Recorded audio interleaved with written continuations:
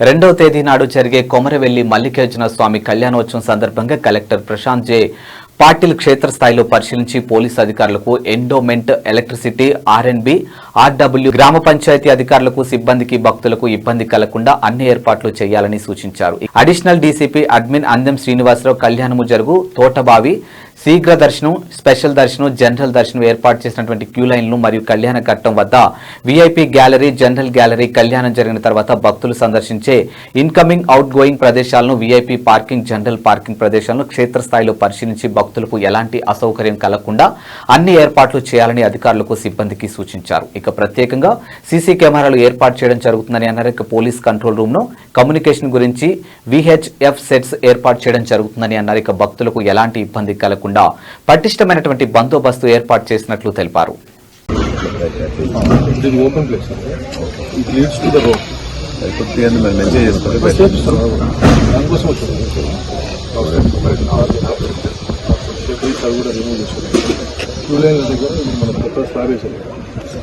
పక్కన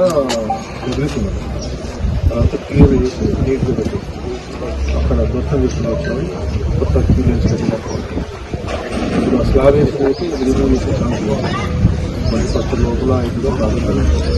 కలెక్టర్ గారు ఏమంటే మేనేజర్ కూడా కాన్సెప్ట్ ఉంటుంది కాబట్టి దాన్ని అవాయిడ్ చేయాలి.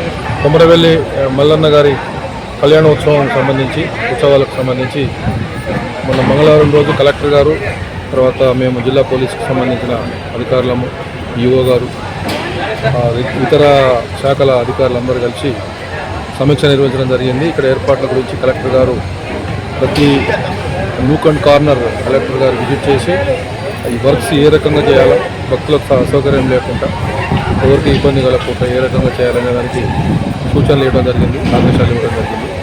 ఆ ఆదేశాలకు సంబంధించి ఈఓ గారు, లోకల్ పోలీస్ అందరూ కూడా కోఆర్డినేషన్తో ఈ వర్క్స్ అన్నీ కూడా చాలా యుద్ధ ప్రాతిపదికన మొదలుపెట్టి ముందుకు పోవడం జరుగుతుంది. ఈరోజు వాటి యొక్క ఎంతవరకు జరిగింది సమీక్ష చేయడానికి నేను మళ్ళీ ఒకసారి వచ్చిన మళ్ళీ జీవో గారు మేమందరం కలిసి చూడటం జరిగింది. ఇప్పుడు కళ్యాణ మండపం దగ్గర ఏదైతే ఏర్పాట్లు కలెక్టర్ గారు సూచించారో అవి చాలా పర్ఫెక్ట్గా జరుగుతున్నాయి.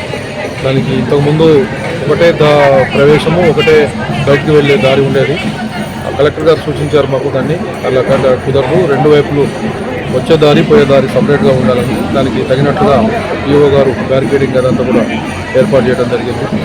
అదేవిధంగా ఈ టెంపుల్ క్యూ లైన్స్కి సంబంధించి సాధించిన సూచనలన్నీ కూడా అక్కడ పక్కాగా అమలు అవుతున్నాయి. మొత్తం లైన్స్ అన్ని కూడా క్లియర్ చేయడం అనేది జరుగుతుంది. తర్వాత మంచినీళ్ళు, తర్వాత వైద్య శాఖ వాళ్ళు, తర్వాత ఈ ఎలక్ట్రిసిటీ, శానిటేషన్ సిబ్బంది అందరూ కూడా వాళ్ళ వాళ్ళ పనులలో తలములకలై ఉన్నారు, నిమగ్నమై ఉన్నారు. అన్ని పనులు కూడా సవ్యంగా జరుగుతున్నాయి.